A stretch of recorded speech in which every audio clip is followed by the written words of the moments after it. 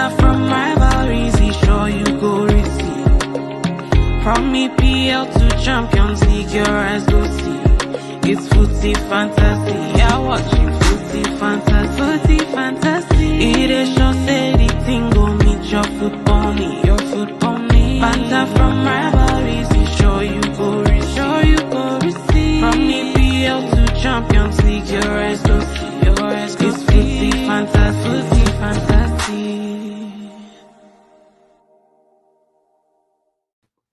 Welcome. You see, I know you like it now. You see, the song was nice. EJ doing some singing up there, man. That was not even EJ. It was Soji. Soji that did this. That intro song for us. It was Soji. Yeah, no. Soji is legit. Yeah, he did it. Okay, welcome. International Break Vibes. That's the name of this episode. We are live, and today we had to bring the old school guys that are going to take us on a journey back. we also we went to Manchester United to bring Andrew Nana on the pod.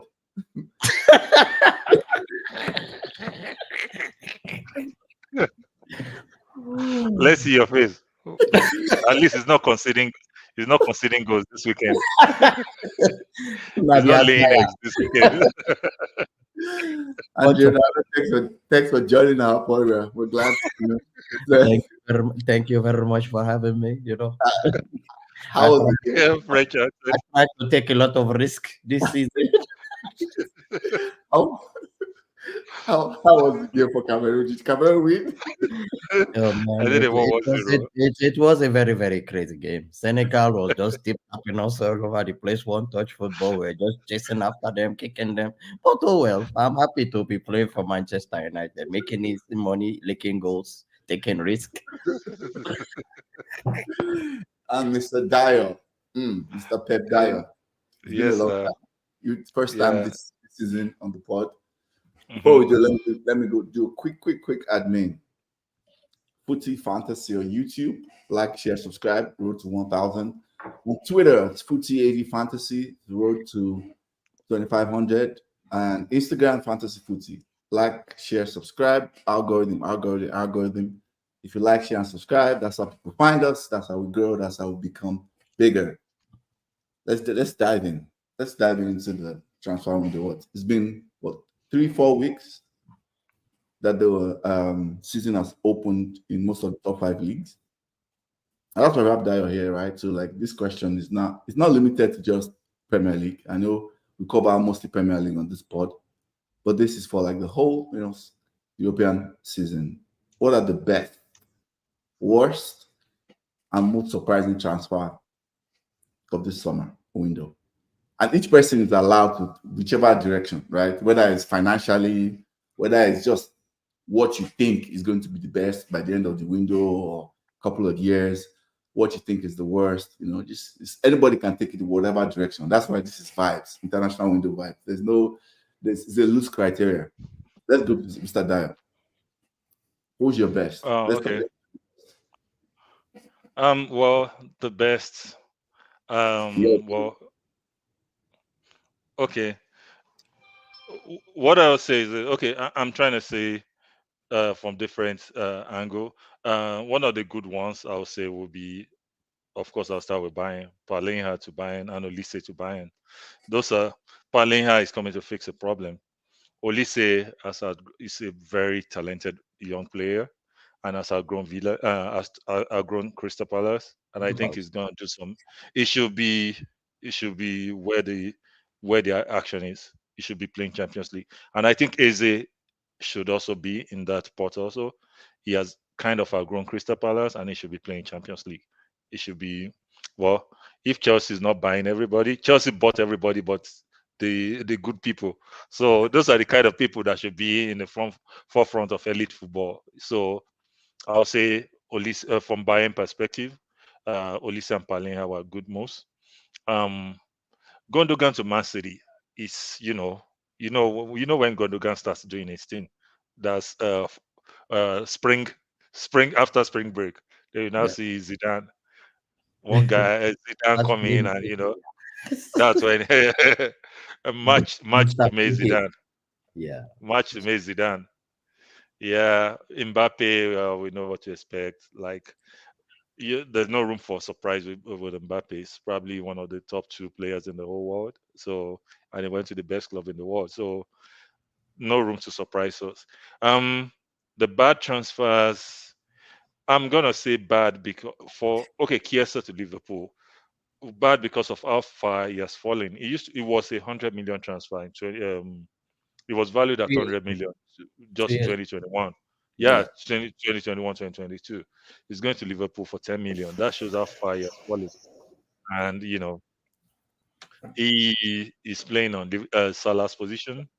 Salah doesn't look like someone that is going to stop anytime. He's going to stop at some point, but, that guy is still on fire. So Chiesa might be playing the Shaqiri role for now until something better comes. I give yeah. But isn't it possible that's a good transfer for Liverpool because they got for 10? Yeah, the money is a good transfer for Liverpool. Don't get me wrong, but I'm looking from the player's perspective. How do you go from 100 million to 10 million within 2 seasons? Yeah. I can speak to that. I can speak to that if I may. A lot of things happened to him. He started off, man. That guy can play both on the left and on the right.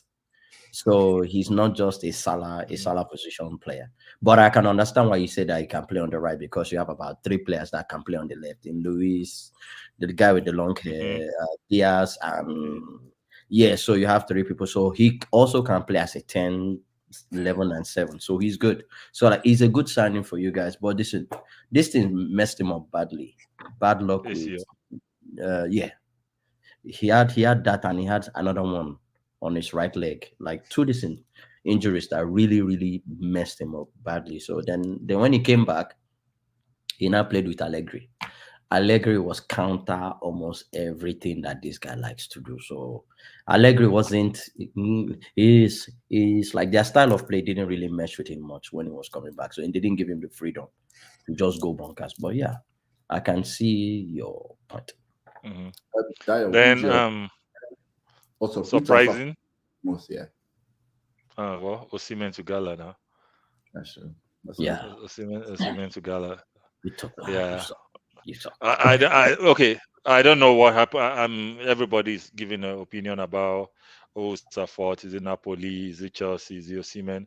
I don't know the details. In this kind of things, you don't really know the real fact. Yeah, you just know. Okay, the last thing I know that's for a fact is Osimhen extended his contract with Napoli, got a bumper pay.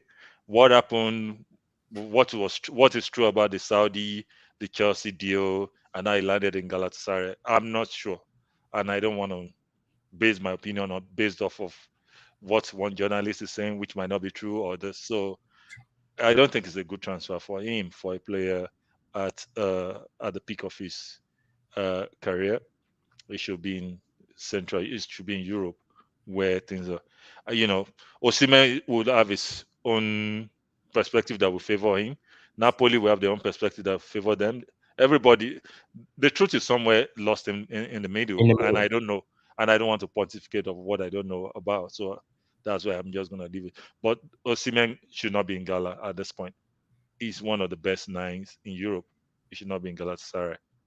So that's what I think. That was definitely surprising for sure.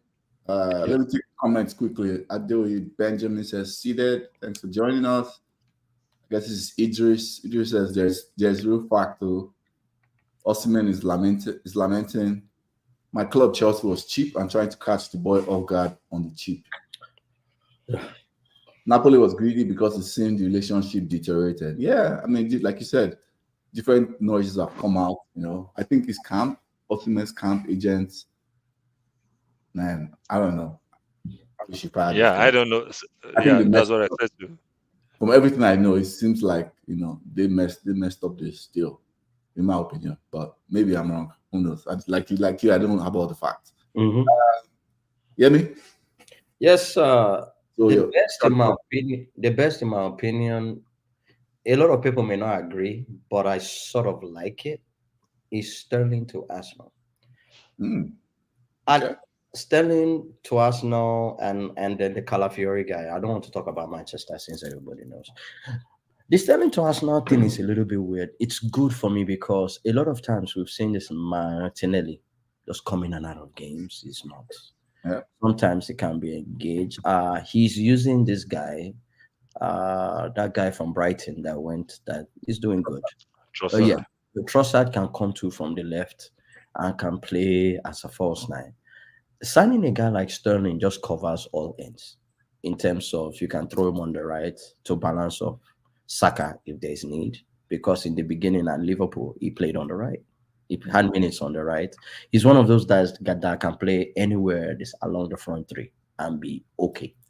And he has the experience. He knows what it is like to win. He's played in big clubs and if he said it's correct, the guy can score. He's quite lethal when he's in the box, in and around the box.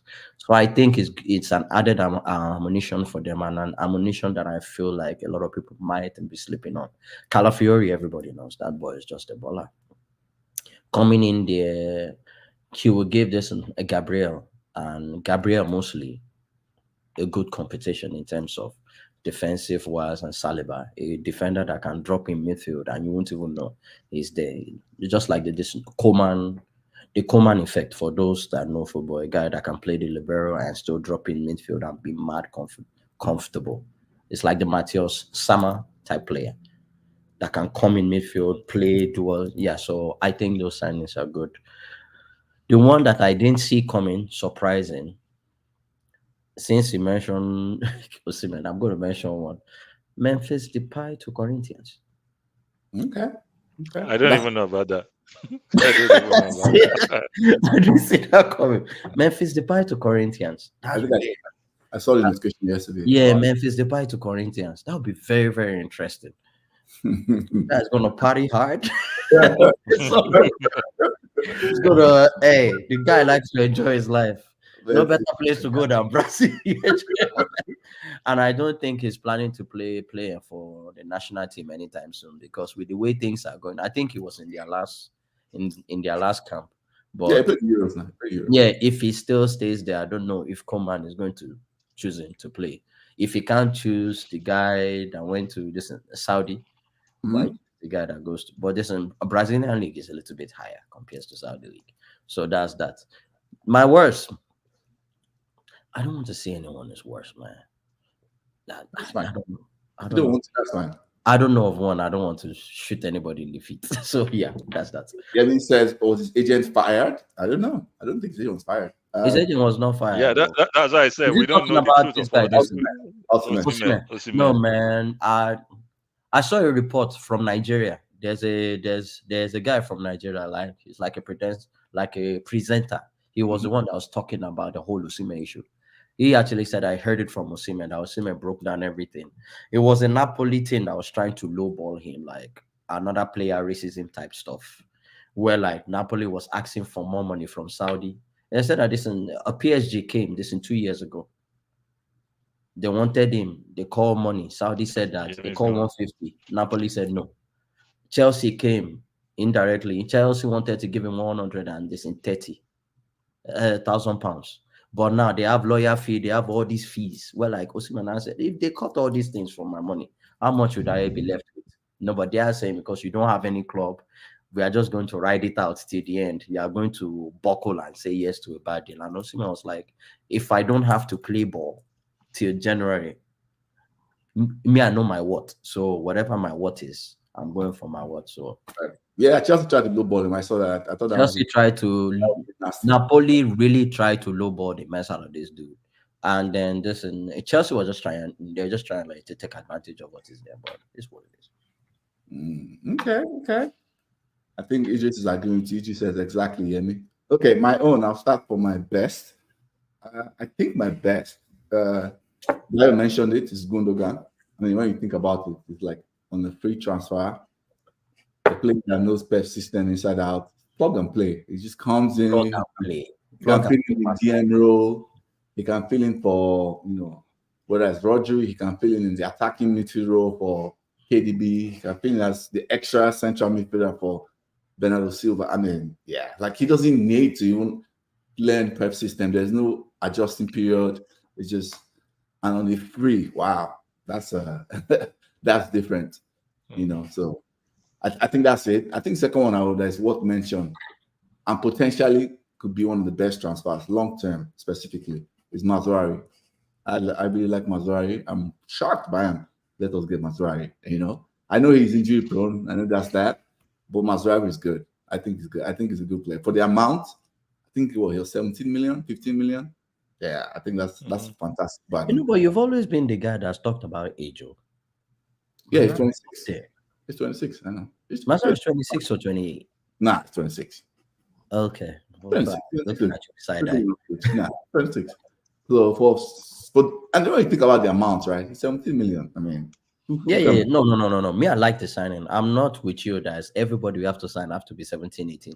If you can provide quality at 30, man, and I see your ranges you can give us, it's not every signing that you're going to sign that needs to be youth. Sometimes you need experience with the youth to help the young players come through. So if you're going to tie them to long-term contracts, right? That's if you're going to bring somebody in that can help those that we have now to progress, why not? Instead of them staying 3-4 years for them to learn what they have to learn. If you can bring somebody in that can help them within a year and a half or two for them to get brother, bring it on. I'm one of those people that feel like it's not necessarily young all the time. You need some experience in the team. So great. And let me take it from. Go ahead. Well, sorry, I saw your eyes lit up when I said Mazurari. No. He's actually a good player, and he had some problem with injuries and stuff. So he's actually a good player. He's a very good attacking fullback. Actually, I wanted to take a point with Sterling and Calafiori to Arsenal. I think Arsenal.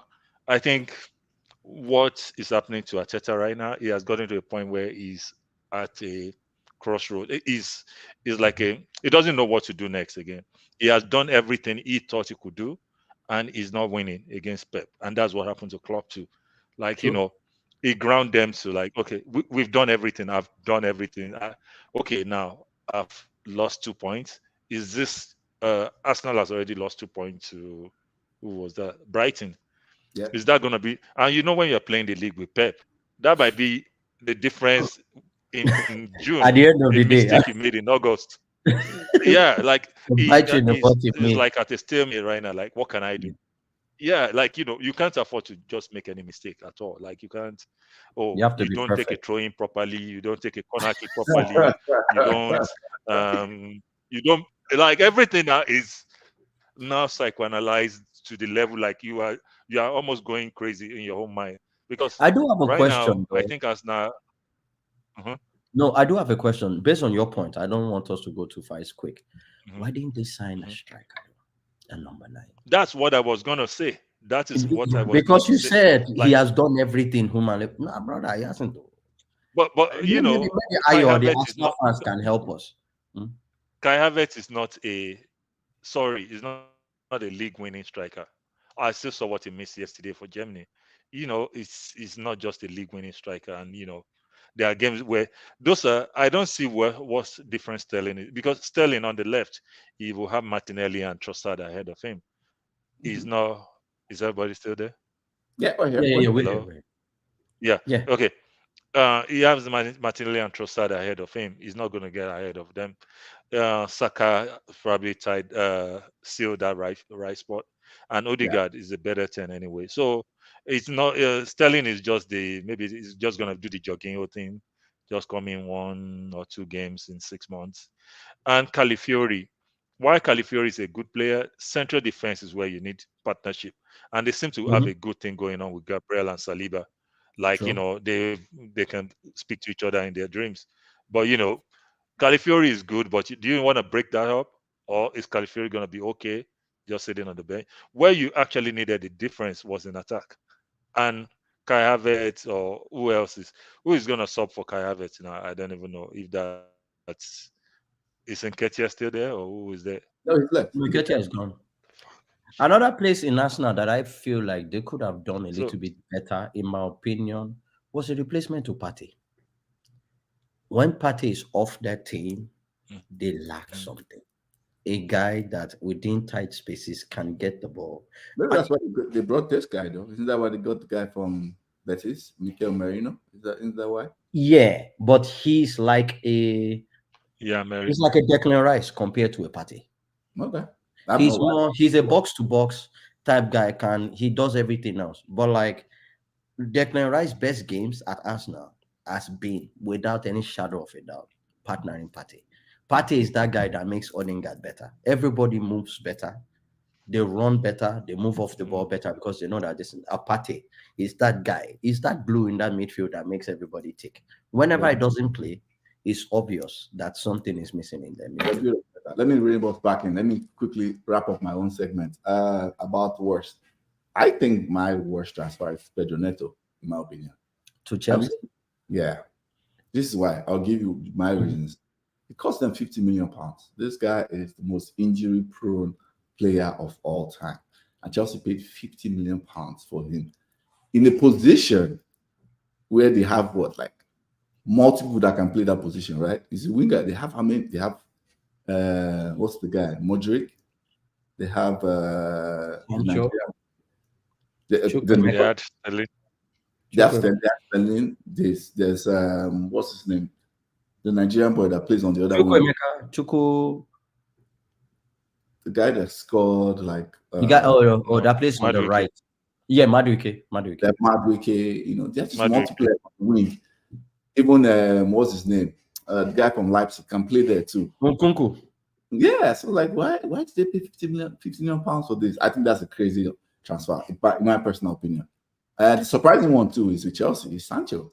And I'm not saying it's good or bad. I was just shocked he was going to end up there. I thought he was going to give it. When that happened on the last day, what?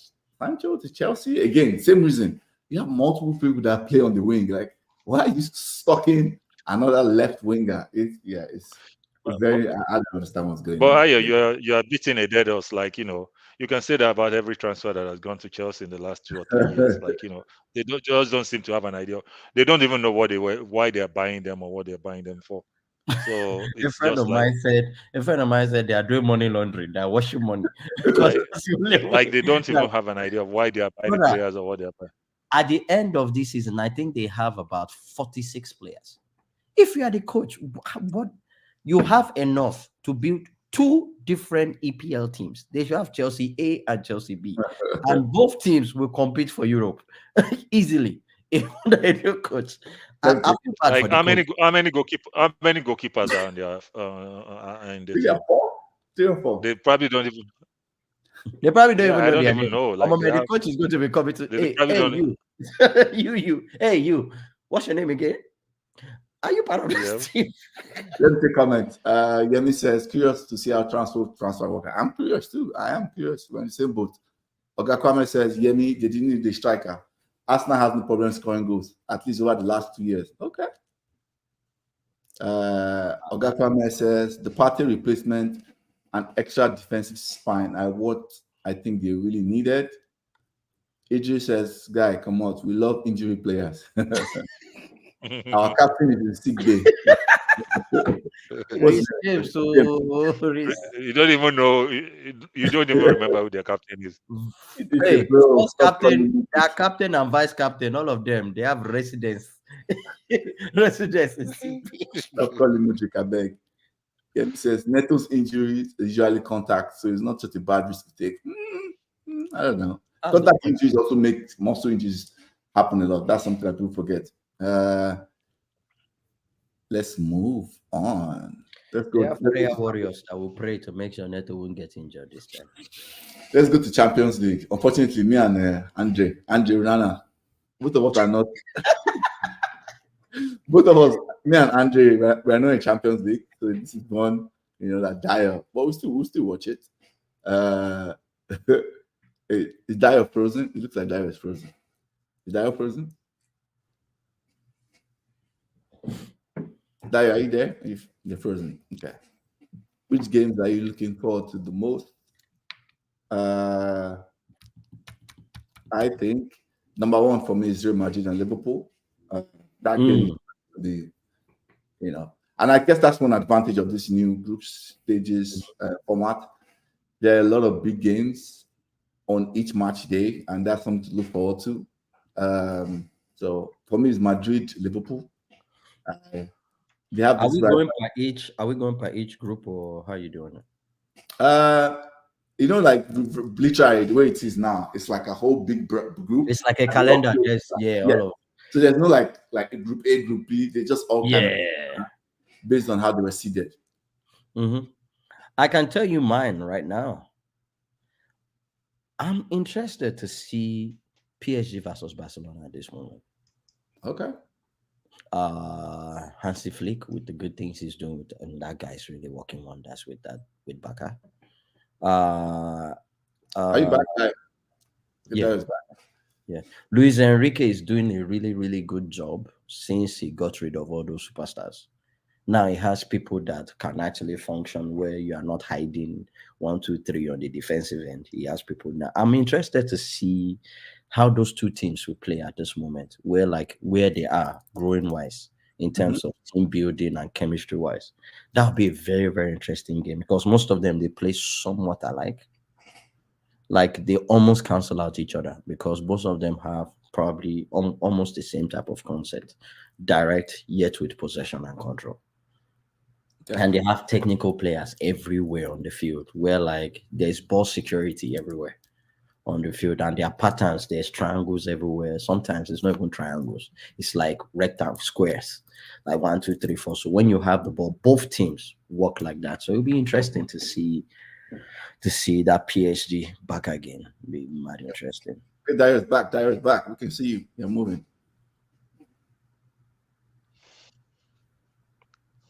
Yep. So okay. Barcelona Bayern now. Okay, but Barcelona Bayern are playing. I'm meeting. Okay, I didn't know that. Yeah, they're meeting. Yeah, Barcelona Bayern Munich in Barcelona though. So Hansi Flick, I think Hansi Flick has them playing some good football right now. They seem to be on the high, and they're playing well. And they might even be going into this game as favorite. And probably this one of the maybe they might get some revenge for all the beating they've gotten over the years. So they have Lewandowski with them. They have Hansi Flick. So I doubt that. So maybe they might maybe they might get like a 2-1 win. But I think Bayern versus Barcelona is going to be good. The way Company is playing, Company is trying to be very aggressive, which is maybe attacking from the front, like trying to force turnovers, and that's similar to how Hansi Flick plays also. So you see a lot of maybe errors. You see a lot of mistakes there, and whoever it will be fun to watch. So depends on who makes the least errors that will win. That's what I think. Ayo is frozen. I'm frozen. No, it's good. It's good. I think based on your point, I think this Barcelona will be a very, very interesting one because they have a lot of guys out due to these injuries. They have a lot of Gavi, Pedri, or you can name their defensive line. I think at some point in time, it's only Jules Koundé and Araujo is out. And Balde, that is only fit defenders, midfielders out, players out. They are just dropping like flies. So if they get their players back, and the Bernal guy that is supposed to be the new Busquets, heck of a player out. So now they have to figure and then listen. Mr. Contractor, De Jong.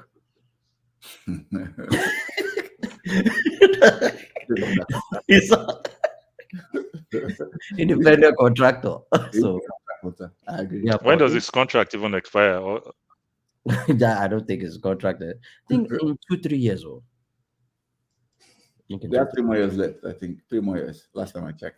They've tried to auction this guy. They've auctioned him every past 3 seasons. No one go. I think last one I would like to make Arsenal PSG. That would be a good game. I think that one is at the Emirates. I would like to see that. Enrique versus Arteta and Arsenal, who maybe finally becoming, or maybe now they will now become a mainstay. As a knockout stage Champions League team. Second season back, how they adjust, how they adapt. That would be interesting to see, I think. Especially the fact that now, what's very interesting about these games is almost guaranteed that you'll be fine. Like if you're a good team, because of a lot of funny games in between. But what's very interesting also is if you lose any of those games against the big side and you have any type of funny banana skin in between, like some random team, all of a sudden you mess around and you have to play the second group stages again. So that's why it's very, very interesting. You still make it through, but you just have a longer path than if you finish top 8. So I think that's a good segue. Let's just pick who. So who are the players to look out for in PSG nowadays? Oh, who are the players you look out for in PSG Bacola, nowadays? that new guy they got, defensive midfield. What's his name again from Portugal? Short dude. That I was screaming that we buy. Vitinha? No, not Vitinha. Vitinha is good. Not Vitinha. The guy that's knitting them together. What's his name? Yeah, the guy that me and you wanted from. Yeah. They go from Benfica. Yeah, they go from him. Bacola is really killing now. João Pedro. João Pedro. Is it João Pedro? Whatever his name is, that guy. Sorry, João Neves. João Neves. Yeah, Neves. Neves is really knitting everything up right now. As their striker wise, they've actually had some weird injuries, but the team as a whole is now like a function of the team. There is nobody that is like a superstar on that team now. Everybody, you can be beaten on the right, you can be beaten on the left, you can be beaten through the middle. It's like a team effort. So you can't say one player, but like listen, Neves is the one that is standing out. Immediately got in there. Second half is the one that is standing out in the team. Tayo, give me your top 8 teams that will finish top 8. Well, because like you said, like you said, every serious team should be able to handle hold their own. So I think it's just going to be the traditional Real Madrid, Barcelona, Atletico, Bayern, Liverpool, City, Arsenal, and PSG. No Inter? Exactly. That's what people forget. One of the big teams going to fall. Did you hear that? Yeah, no Inter. So no Inter. You don't think Inter will make it? Inter Milan? Juve? No. You think it's just the top 8? They might qualify through the best runner-up or maybe, but I just think the top 8. Juve, I'm not sure where they are right now. Okay. Oh, you should watch them play. I'm not sure where Juve is right now, but I don't think they can match. They can what? You don't think they can match them? That's what you said, I just right? think the traditional. teams. I don't think. I don't think they can match the Arsenal's Liverpool. Since this is okay, continue. I agree with that, but I suspect it's possible that out of all, and I don't know who. If you ask me to name one, I don't know who. Out of those 8 teams you just mentioned, I feel like one of them will not make it, and Inter will make it in the top 8 teams. I don't know who. I feel like we're going to have one surprise. It's not good growth. Maybe Atletico. Yeah, exactly. No, that team, Shaba. Yeah, maybe Atletico. Maybe Atletico. Are you saying this Atletico won't make it through? No. We're saying they will not finish top 8. Oh, they're not. Okay. Yeah, I can see Inter getting in instead of Atletico, at least in my opinion. I can see that. Yeah, Atletico is one team that starts slow, man. Yeah. But when they catch that, when Simeone gets his first 11, correct? Because it's still they are beating teams and they are keeping possession good. But you can tell he's still trying to twinkle to figure out where things lie. When he figured that thing out, that team is super loaded with each type of players. So yeah. Okay. It's gonna be a quick one. The top 6 EPL top 6 predictions. And Dario, you can't choose City multiple times, by the way. You can only pick City as the winner. Just no Dario. City.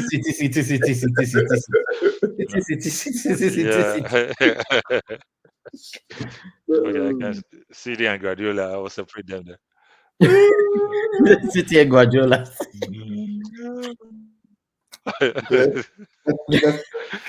Let's start with Yemi. Of course, City, Arsenal, Liverpool. Let that go then. Go ahead. Okay, I would say City, Arsenal, Liverpool. City, Arsenal, Liverpool. I would say Chelsea might finish 6th. Maybe Newcastle. I'm not convinced about Spurs. Yeah, either Spurs or Aston Villa. And it's not a mistake. I didn't include Manchester United. You have jumped. Wait, you have jumped though. Who is your fourth? Who's fourth? Who's 5th? Who's 6th? You just went. You need to pick. City. Okay. I said City, Arsenal, Liverpool. Okay. Who's fourth? City, Arsenal, Liverpool, Newcastle, Chelsea. Will finish 6th. Maybe Aston Villa or Spurs. I'm not sure. No Manchester United. Yeah. Who do you pick fourth? Who do you pick fourth? Newcastle fourth. Dad, you pick Newcastle as fourth. Dad, can't hear. Yemi, do you want to go? Yeah, I can go. I think Newcastle might finish 4th. Okay. Okay. So Newcastle 4th, Chelsea 5th, and Aston Villa 6th. Yeah. That was it. That's what he picked. Yeah. Okay. Get me? If we change our coach, let's just say as it is right now. City number 1, Liverpool. City number 1. Then Arsenal number 2. Liverpool 3. Okay. I doubt if Villa is going to make it this time because they're in Champions League and I don't think they've entered that place before. So that shock of games, that repetition of games and everything might be hard on them. Chelsea, I see Chelsea making top 6, but if you're asking me to rank them from 1 to 6, it's going to be hard. How about we just put six teams that you think can make it? Because it's difficult. I see Newcastle there. They have enough quality. Spurs, Chelsea. So Man City, Arsenal, Liverpool, Chelsea, Spurs, Newcastle. This is better, by the way, Dio. This is much better. Whatever you change to is much better. Okay. Yeah, this is much better. My top 6, Arsenal 1. I think Arsenal will win the league. Arsenal win the league? Man City 2nd. Liverpool 3rd. I agree with you about Villa. I think Champions League will derail them a little bit. Newcastle is flying under the radar. Spurs didn't do enough for me, goals-wise. I don't think it did enough. So maybe I'll choose Newcastle 4th because they don't have any other competition, so they have time. You're muted, Dio. Unmute yourself. Okay, can you hear me? Yeah. You can. So Newcastle 4th for me too. Headset. Let me send this headset. We can hear what you're saying now, Dio. Okay. 5th is Manchester. No, I had them 5th before. No, I'm not doing that. I think 5th is Spurs. 6th is Manchester United. Over Chelsea? Yeah, I think Chelsea will. Yeah, I think at some point Chelsea will have they will implode. That's what I think. Can I throw a question in? I'm going to throw us 2-3 teams as dark horse. Teams that is going to spoil, that has the ability to spoil the party for all these teams that we've talked about. If they manage to click about 75% of their capacity, West Ham. That's true. Agreed. Nobody's talking about West Ham. Nobody's talking about 2 teams, West Ham and Brighton. That's true. That's true too. I can see Brighton spoiling the party. I see West Ham spoiling the party for everybody, man. because if Lopetegui can get his groove on, like the way this guy, the guy in Villa, what's his name again? The guy in Villa, the coach in Villa. Inaime. Yeah, if he can get his groove on like Unai Emery, that guy has the technical know-how and the coaching ability to spoil the party for. I see West Ham causing a lot of problem. I won't be shocked if West Ham makes top 6 because I think they're in this conference league, right? No, they are not in anything. They're not in anything. Oh yeah, I do see them. Making some noise. Just to clarify, I think City will have the most points come end of season. They will accumulate the most points, but I think they're going to get a point deduction. I've been saying this since last season, and that's why I think Arsenal will win the league. I think City going to get a point deduction. I don't think City. I don't think City. Yeah, I think so. I'm very confident about that. So you're saying Arsenal will not win on the field? Yes. They'll win in the boardroom. Oh, that was so good, guys. Like, they will need help from the other. What? I know EJ was very mad about it. Like, oh, are you saying we cannot do without the help? I said, yeah, that's exactly what I'm saying. They cannot do without the help. I don't think you have a better score than City over 38 games, but yeah. I think City gonna get a point deduction, like 10. They'll get like a 10, 15 point deduction due to their charges. That's what I see. So what's the maximum point deduction City can get? We don't know yet. We don't. They've not said anything. We don't. With all the things they've committed, with all the crimes, if it's another team, that team will not exist. They'll be like, what's this team in France? Auxerre. They'll be like Auxerre. That nobody from the Premier League will not allow that, and just they're a huge money player. They're very good lawyers. Yemi's in the chat. Yemi says Man City, Liverpool, Chelsea third. Yemi, Arsenal, and Villa. Yemi, whatever loud you are smoking. Yeah, we would like which of the Chelsea? We would like to know. We would like to know what this is. Idris says committed what? What? Idris, are you living under a rock?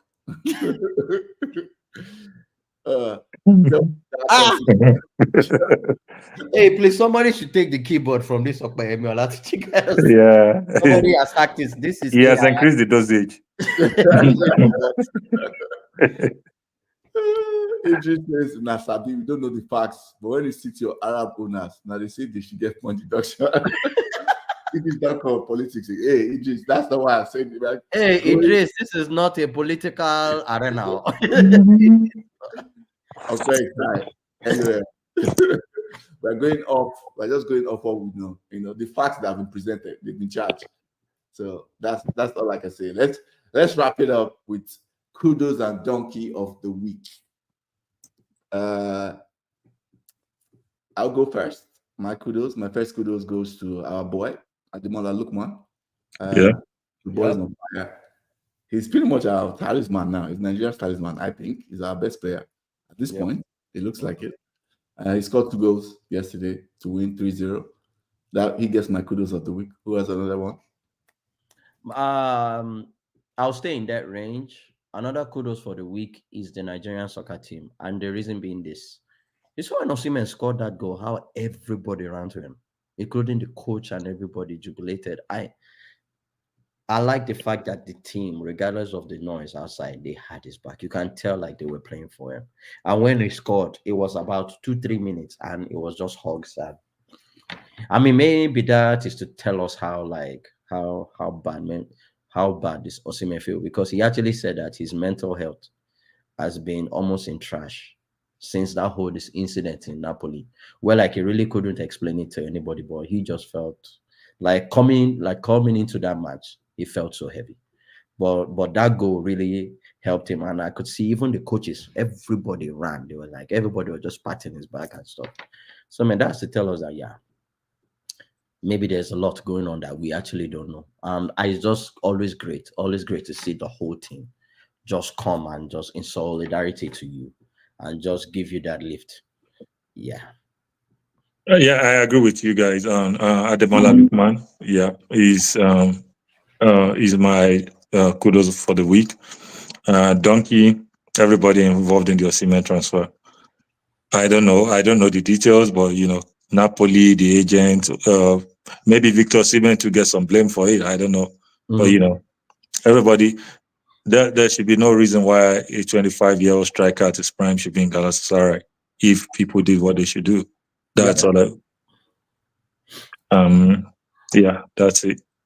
My donkey of the week, the way we do our donkey Sunday to Sunday. So it happened last week Sunday. I wasn't on the board last week. I didn't have a chance to comment. I've not been public since the game. But yeah, Eric Ten Hag. Oh, guy, why did you start before me? Oh yeah, go. You have done. For a fellow board manager to come in, come and dunk on him in his own yard. He dunked on him in his own yard. A fellow board manager, not just dunking on him. He now comes out in post-match analysis and just analyze how simple it was. Our tactics, what we do before, the thing that, just to be clear, Eric Ten Hag has been openly pushing against that. Oh, we don't do man marking. And his fellow Dutchman came out and said, oh, last season they were man marking. Like when they were asking, I remember them press conference, they asked this man, we don't do man marking. Then what I was like, but wait, that's what we're saying, oh, we don't do marking. Maybe it's the players not follow instruction. And another manager came out and said, oh, last season, this is what they were doing. This season, this is what they've changed to. They changed to 4-4-2, the 10 and the 9, they had the press. So we know once we can win the ball over, once we leave Diaz and Salah very high, we're going to have 1v1 situations. It made me feel like this is a guy that's been here for just 3 games. Just 3 games. And he came and he broke down his tactics and what they needed to do and how simple he made it. I think the most important thing is how simple. And why Ten Hag is the donkey is when Ten Hag is talking about tactics, right? Whether it's when we're doing well earlier, which feels like donkey years ago now, 2 years ago in the first game, or even later, I don't like when managers make tactics look like it's this like big brain, like you are reinventing the wheel, like you are doing, you're creating a rocket. He always sounds like, bro, what are you saying? And you see another manager just come in and just make it sound simple, So he gets my donkey of the week, Eric Ten Hag. You hear me? I concur, super concur, 3,000%. He was my donkey. And one of the reasons he's my donkey is his lack of humility and his lack of ability to be accountable. I don't care if your tactics goes wrong. Everybody's tactics gets opened and messed up. But have the humility to at least raise up your hand and say, yeah, I got beat by a guy, or we lost the game, or take some responsibility. I've never seen that guy take responsibility of any defeat at any time. So that is a major thing. Minus his we can talk about his tactics for 29 billion years. Yeah. If I go into it, I have not really vented about that loss. I watched that game 3 times. Wow. And the more I watch it, and yeah, I'm serious, the more I watch it, the more I see things that just make me want to hit my head against the wall. Like LVG said in his press conference, it looks like you like masochism. You watched it 3 times? I watched it 3 times because it was I had pen and paper. I had pen and paper, just right. And then listen, hindsight is 2020. You don't want to be like you're over beating the odds because if you're in the game, maybe you didn't see it and stuff. Yeah. And I'm looking at this guy and I'm like, and people will say this.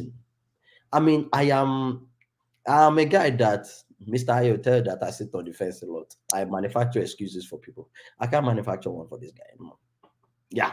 Super donkey of the week. You should get donkey of the ESF right now. I think we've come to the end. Dayo, any more? Do you have any comments to that? No, I think well, Manchester United, I blame you because you tricked me. Dayo, 2 years again at Ten Hag. I want him at Bayern. You tricked me, Dayo. I will always remember that. Don't worry, I'll prep company for you. A guy did us in the Man City. Want him to come and physically now do us in. to the end of the show. Today's a quick one. Again, international break vibes, 49 minutes pod, just in and out. We'll be back again next week when the Premier League returns. Dyer, thanks for coming on. It's been a while. Thank you. Coach Yemi, Andre Rana, stop licking goals.